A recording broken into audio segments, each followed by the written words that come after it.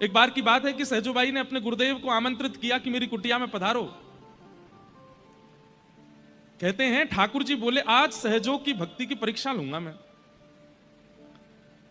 कैसी परीक्षा हुई कि सामने से गुरुदेव आ रहे हैं और गुरुदेव के ठीक बगल में देखा ये कौन आ रहा है, तभी देखते हैं कि श्याम सुंदर चले आ रहे हैं, ठाकुर जी भी आ रहे हैं।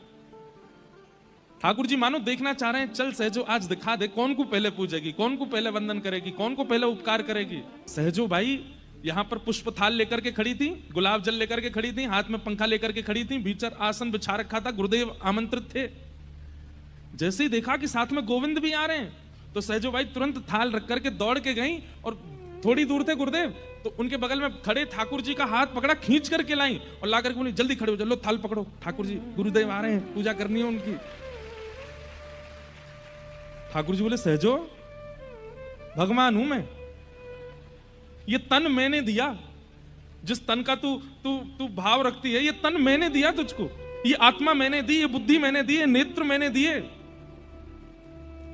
सहजो कहती है तन आपने दिया, बुद्धि आपने दी, नेत्र आपने दिए, पर इनका सदुपयोग उन्होंने दिया है, इनका सदुपयोग तो उन्होंने दिया।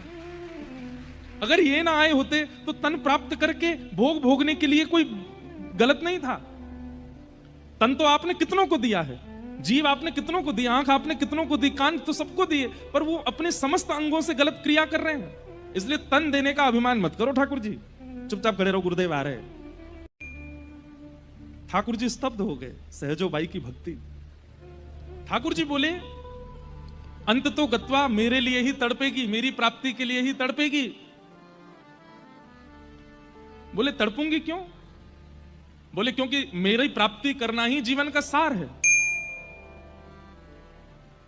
बोले मैं भी वचन देती हूं कि मैं अपने गुरुदेव के आश्रय में रहकर के ठाकुर जी को तड़पा दूंगी, वो ही कहने लगेंगे कि सहजो आजा, मैं तैयार बैठा हूं तेरे लिए, मैं अपने गुरुदेव का आश्रय नहीं छोड़ सकती।